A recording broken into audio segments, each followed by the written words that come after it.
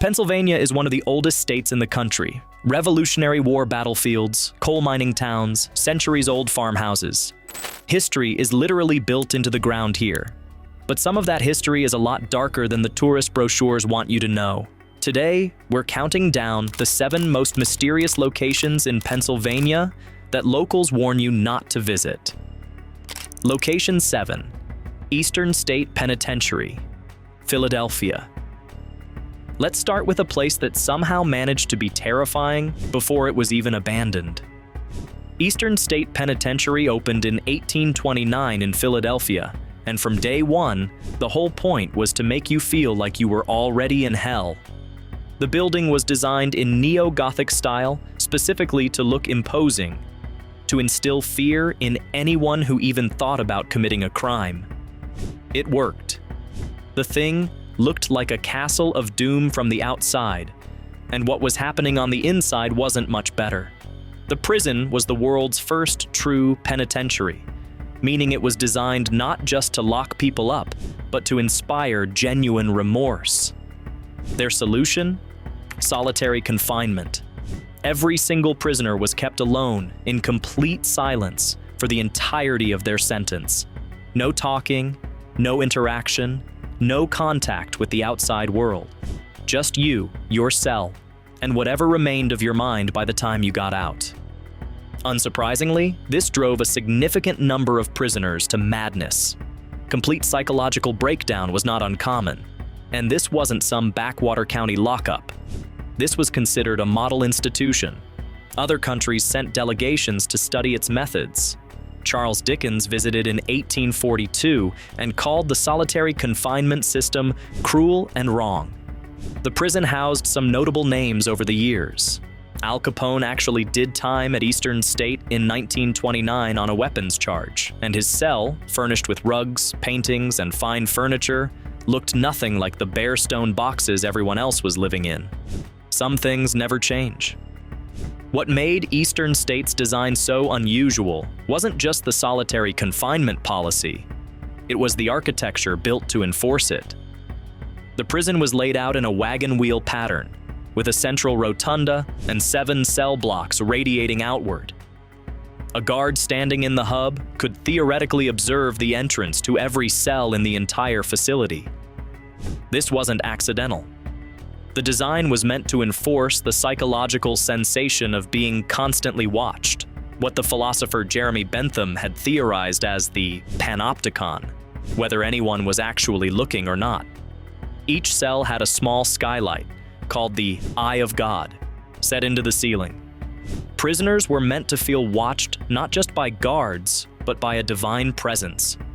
Whether that was intended as comfort or terror probably depended on who you asked. Over the course of its 142-year history, the prison held approximately 75,000 inmates. It also saw some remarkable escape attempts. In 1945, 12 prisoners, including the bank robber Willie Sutton, dug a tunnel roughly 97 feet long underneath the prison walls. Sutton was recaptured the same day. The tunnel itself, still accessible during tours today, remains one of the more impressive pieces of inmate engineering in American prison history. The prison's eventual decline had less to do with philosophy and more to do with simple overcrowding. By the 1960s, Eastern State was housing far more prisoners than it was designed for, in conditions that had deteriorated significantly from its early years. It closed in 1971 and sat vacant until restoration and public programming began in the 1990s. During restoration work, workers uncovered cells that had been sealed behind plaster, apparently bricked up and forgotten sometime in the 1940s or 1950s. Inside were the remnants of prisoners' belongings, clothing, and personal effects, preserved in sealed rooms for decades. No one had a clear explanation for why the rooms had been sealed or what had happened to their occupants. That detail alone, sealed rooms with no official explanation, tends to do more for Eastern State's atmosphere than any number of ghost stories.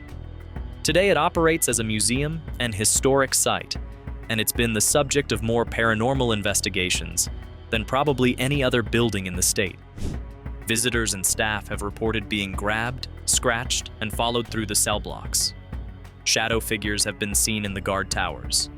Faces appear in the deteriorating walls. One former guard reportedly said the nights were never truly quiet, even after the last prisoner was gone. Whether you believe any of that or not, walking through those cell blocks, the peeling paint, the collapsed ceilings, the cells where men lost their minds in the dark, is genuinely unsettling in a way that has nothing to do with the supernatural. Location 6, Centralia, Columbia County. If Eastern State Penitentiary gives you psychological dread, Centralia gives you something arguably worse, a slow, creeping, inescapable doom with no clear end date. Centralia is a borough in Columbia County that used to be a thriving coal mining community. In 1962, a fire started in the coal seam beneath the town, most likely ignited during a cleanup operation at a landfill site located in an old strip mine. The fire spread into the underground mine tunnels and has been burning ever since. That's over 60 years of continuous underground fire, and geologists have estimated it could burn for another 250 years. For a while, residents tried to ignore it.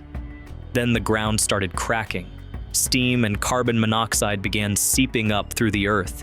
In 1981, a 12-year-old boy named Todd Domboski nearly died when the ground beneath his feet suddenly gave way, opening a sinkhole into a superheated cavern below. He survived by grabbing onto a tree root. That event changed the conversation entirely. The state eventually bought out most residents, and the population dropped from over 1,000 people in the 1980s to fewer than 10 today. The zip code was revoked in 2002. Pennsylvania officially condemned most of the remaining structures. Streets that once ran through a functioning neighborhood now dead-end into weeds and cracked asphalt. Smoke still rises from the ground in certain spots. The hillside cemetery remains, untouched and still active, surrounded by a town that no longer exists. What makes Centralia particularly strange is that it doesn't look like a disaster zone. It looks like a town that someone simply erased. Foundation outlines in overgrown lots. Fire hydrants standing on empty streets. A church still standing in the middle of a field. What's worth understanding about Centralia is that the fire didn't just burn. It moved. Underground coal seams connected the fire to an ever-expanding network of tunnels running beneath the borough, and the heat and toxic gases followed those tunnels outward, surfacing in unexpected places. Residents reported seeing steam rising from their backyards without warning. Roads cracked and subsided. Carbon monoxide levels inside homes periodically spiked to dangerous concentrations. The official response was slow and deeply frustrating for residents caught in the middle. For years, the state and federal government debated whether to try to extinguish the fire or simply relocate everyone. Attempts to extinguish it had largely failed.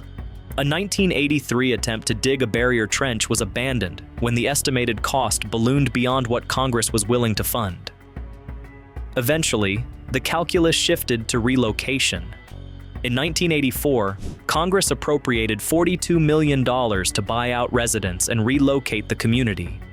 Most people took the offer. Some refused. A small group of holdouts, many of them elderly, many of them born in Centralia, chose to stay regardless of what the ground beneath them was doing. Pennsylvania eventually condemned all the remaining properties in Centralia in 1992 and began demolishing structures. But the legal battle over the remaining holdouts continued for years. A 2013 settlement allowed the final residents to live out their days in Centralia, after which the Commonwealth would take possession of the properties. The last official census count showed fewer than 5 people still living in Centralia. What the fire has left behind is one of the more genuinely strange landscapes in the northeastern United States. The topography itself has shifted in places. The ground uneven and unpredictable, the vegetation sparse in areas where the heat below is closest to the surface. On cold days, wisps of steam rise from the earth at intervals. The smell of sulfur, faint but unmistakable, hangs over certain parts of the borough. And beneath all of it, the fire keeps burning. The abandoned stretch of old Route 61, the so-called graffiti highway, became so heavily visited by urban explorers that the state eventually buried it under fill in 2020 to deter trespassers. Centralia was reportedly one of the inspirations for the town of Silent Hill in the 2006 horror film of the same name. Given the smoke rising from the ground and the emptied streets, it's not hard to see why. Location 5. Pennhurst State School and Hospital, Spring City. There are places that are mysterious because of legend, and then there are places that are disturbing because of documented, verifiable, undeniable fact. Pennhurst is firmly in the second category, and it's more unsettling for it. Pennhurst State School and Hospital opened in 1908 in Spring City, Chester County, originally under the name the Eastern Pennsylvania State Institution for the Feeble-Minded and Epileptic.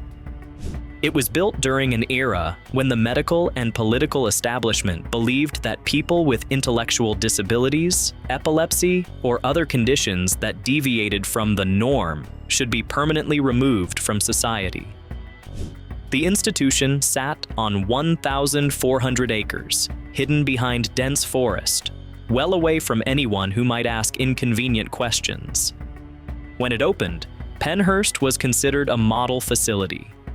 That characterization didn't last long. By 1911, just 3 years after opening, it was already overcrowded.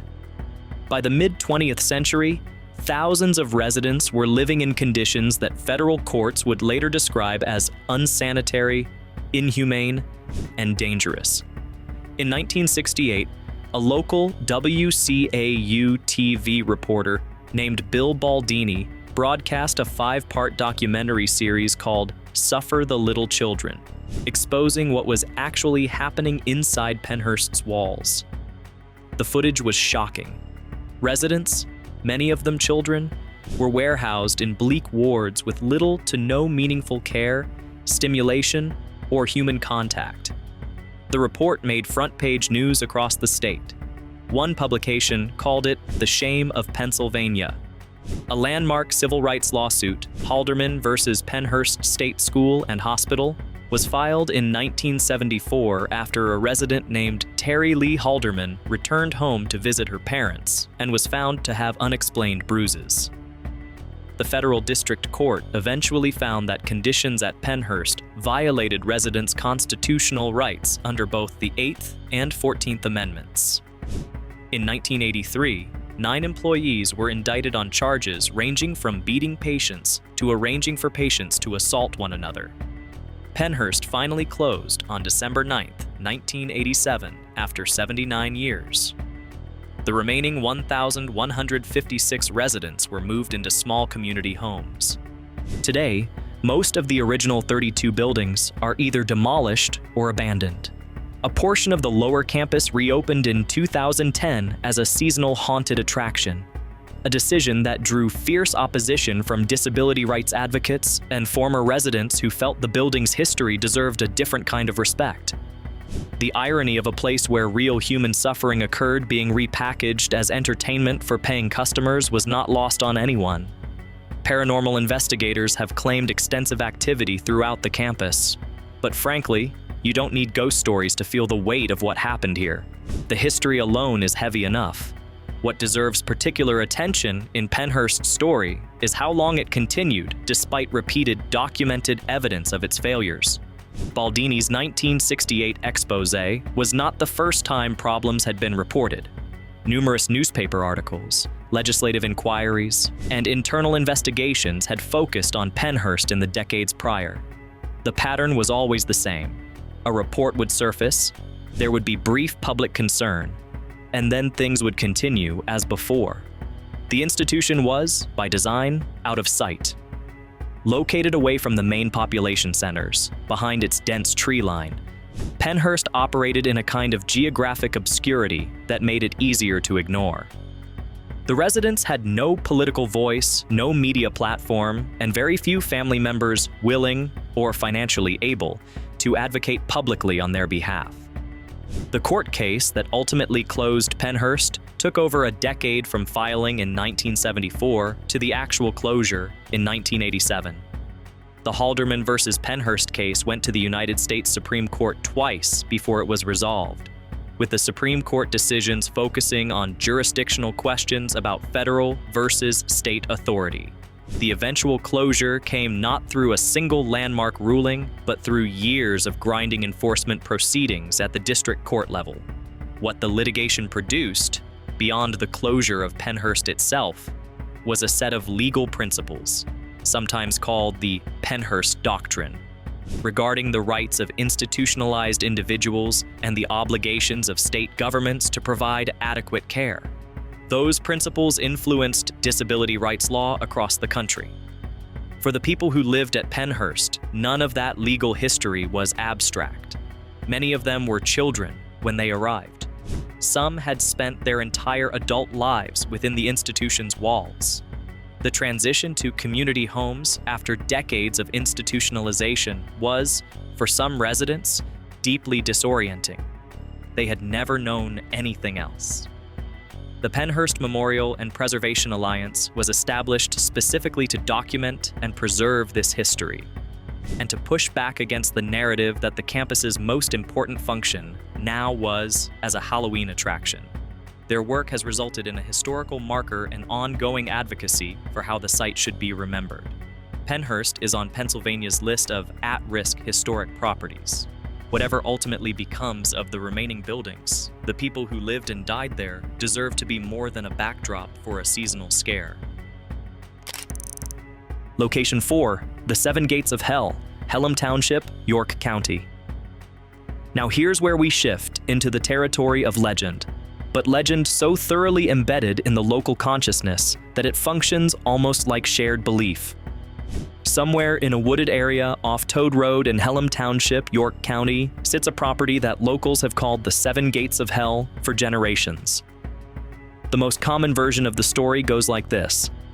In the 19th century, a wealthy doctor named Dr. Gottlieb Heinzelmann built an asylum on his land to care for mental patients. The asylum caught fire one night, and since firefighters couldn't reach the remote location in time, most of the patients perished in the flames. The doctor, consumed by guilt, built 7 gates on the property as a kind of penance. The legend then adds a supernatural layer. Anyone who passes through all 7 gates in a single night will be sent directly to hell. Reportedly, only 5 of the 7 gates can be seen during the day. The remaining 2 only appear after midnight. It should be noted that no documented historical record of this asylum or this doctor has been conclusively verified. Most historians classify the story as folklore, but that has done essentially nothing to stop people from showing up. What is factual is that a property on Toad Road in Pelham Township does contain old stone gate structures in a heavily wooded setting, and it has attracted trespassers, thrill seekers, and paranormal enthusiasts for decades. The property is privately owned, and the owners have consistently made clear that visitors are not welcome. People who have been to the area report an atmosphere that's hard to shake, dense woods, near total darkness, and an eerie stillness that the local stories have clearly amplified over generations. Whether that's the product of genuine strangeness or of arriving at a dark, isolated location with a head full of ghost stories is a question worth sitting with. A local resident from York County, speaking anonymously, once said, "Everybody in this county grows up knowing about the gates. You don't go out there at night. You just don't." The persistence of the 7 Gates legend is itself worth examining. York County has produced several variations of the story over the decades, and while the core elements, the asylum, the fire, the gates, remain consistent, the details shift depending on who's telling it and when. Some versions place the number of surviving gates at 5 visible during daylight and 2 only materializing at night. Others say the 5th gate is the point of no return, regardless of the time of day. Some tellings involve a caretaker who built the gates. Others attribute them to the doctor himself, building them during a descent into madness following the fire. What the different versions all share is the gates themselves, which do exist, or at least some version of them does. The property on Toad Road contains stone pillars and gate remnants consistent with late 19th or early 20th century construction, though what precisely they were built for has never been definitively established in any public record. Folklorists who have studied the legend generally point to it as a good example of how communities process anxiety about marginalized populations, the mentally ill, the institutionalized, through geography. The asylum fire story is a remarkably common template in American regional folklore, appearing in numerous states with local variations. What makes the Pelham Township version particularly durable is its specificity: a named road, an actual physical property, a countable set of gates. It gives people something concrete to either seek out or avoid. Local police and the property's private owners have, over the years, grown weary of trespassers. The area around Toad Road is regularly patrolled, and trespassing citations have been issued on multiple occasions. Whatever the gates are, or were, they've generated enough traffic that the people who live nearby would rather not deal with the consequences anymore. Location 3, Devil's Den, Gettysburg. Gettysburg is, by any measure, one of the most historically significant and most genuinely haunted places in the United States. From July 1st to July 3rd, 1863, the Union and Confederate armies fought one of the bloodiest battles of the Civil War. The three-day engagement produced roughly 51,000 casualties. The ground at Gettysburg absorbed an almost incomprehensible amount of human death in an extremely short period of time. Of all the locations within the Gettysburg battlefield, Devil's Den has accumulated the most persistent and detailed accounts of paranormal activity. Devil's Den is a natural rock formation on the southern end of the battlefield that Confederate sharpshooters used to devastating effect during the second day of the battle. The name itself predates the Civil War. The boulder-strewn area had already earned an ominous reputation among locals before the armies arrived.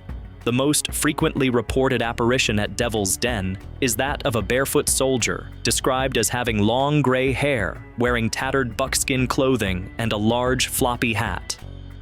He is said to appear suddenly, point toward the nearby triangular field, and then vanish. Multiple unrelated witnesses have described this figure in remarkably consistent detail over the years.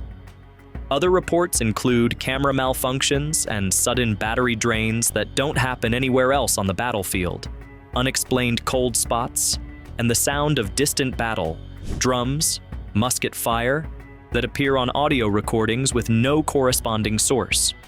One frequently told story involves a group of Civil War reenactors who were working as extras on the 1993 film Gettysburg. According to their account, a man dressed in a Union soldier uniform approached them and handed them ammunition before walking away. They assumed the rounds were blanks for filming. When they examined them later, the rounds turned out to be actual Civil War-era musket ammunition in pristine condition despite being over a century old. The reenactors claimed they later found no record of anyone matching that description working on the film. The story is impossible to verify, but it's been told consistently by multiple people for over 30 years. Gettysburg is a sacred site first and foremost, and deserves to be approached with that in mind. By the end of the battle, the fields, orchards, farm buildings, roads, and rock formations around Gettysburg had all been converted, in the most literal possible sense, into a landscape of death. The dead from both sides were initially buried where they fell, in shallow graves, in the fields, in improvised burial sites that the speed and scale of the battle made inevitable. The formal reinterment process that followed was extensive but imperfect. Some remains were never recovered or identified. Devil's Den was also photographed extensively by Civil War photographer Alexander Gardner, whose images of dead soldiers among the rocks became some of the most widely reproduced photographs of the entire war. It was later discovered that Gardner had moved at least one body, dragging it roughly 40 yards into a more dramatic position among the boulders before photographing it. The photograph was published with the caption, "Home of a Rebel Sharpshooter," and was believed to be authentic for decades before researchers identified the manipulation. The fact that Gettysburg's iconic early imagery was partly staged adds another strange layer to a place already saturated with unresolved history. The barefoot apparition, the figure who points toward the triangular field, has been reported by visitors who had no prior knowledge of the legend, arriving separately and years apart, all describing the same details. The long gray hair, the floppy hat, the bare feet, the pointing.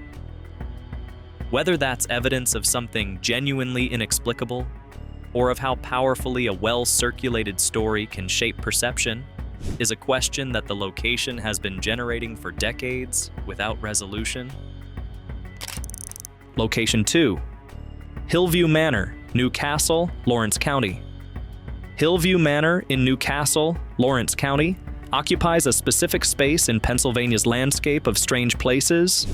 It's not as famous as Eastern State Penitentiary, and it doesn't have the historical weight of Gettysburg, but among people who investigate the paranormal seriously, it has a reputation that has grown steadily for years. Hillview Manor opened in 1926 as a county home, essentially a poorhouse for the elderly and mentally ill who had no other options.